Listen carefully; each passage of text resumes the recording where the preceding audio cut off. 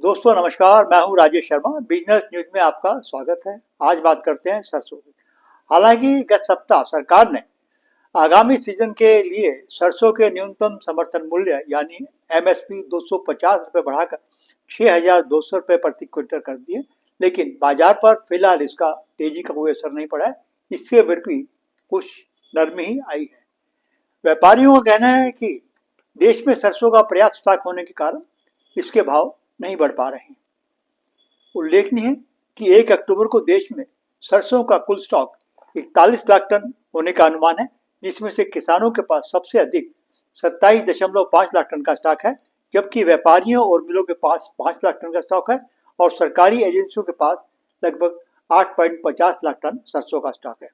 गत वर्ष इसी अवधि में यह स्टॉक लगभग 55 लाख टन था। व्यापारियों में चर्चा का विषय है कि अब आगे सरसों में क्या होगा, भाव कैसे रहेंगे। हालांकि कुछ व्यापारियों का कहना है कि एक बार फिर सरसों के भाव जुलाई का स्तर छू सकते हैं, लेकिन कुछ व्यापारियों का यह भी कहना है कि दोबारा उस स्तर तक भाव का पहुंचना मुश्किल लगता है, क्योंकि जहां देश में सरसों का स्टॉक पर्याप्त मात्रा में है, वहीं सरकारी एजेंसियां भी लगातार स्टॉक निकाल रही हैं।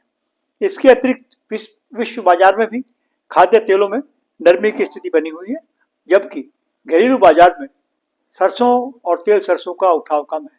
व्यापारियों का कहना है कि जिन खुदरा व थोक व्यापारियों ने विगत दिनों आई तेजी के दौरान भाव और बढ़ने की संभावना से स्टॉक ले लिया था, उनके पास अभी स्टॉक पड़ा हुआ है और जब तक पुराना स्टॉक नहीं निकलेगा वह शायद नई स्टॉक की खरीदारी नहीं करेंगे, क्योंकि जब बाजार में मंदा होता है तो अधिकांश लेवाल पीछे हट जाता है तथा और मंदे की उम्मीद करता है।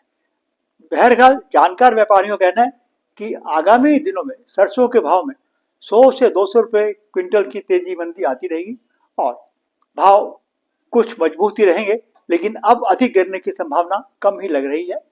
दूसरी ओर इस वर्ष बारिश सामान्य से अधिक होने के कारण सरसों की बुआई भी अधिक क्षेत्र में होने का अनुमान है, लेकिन अधिक बारिश के कारण कुछ क्षेत्रों में बुआई देरी से हो सकती है। Please like and subscribe. Thank you.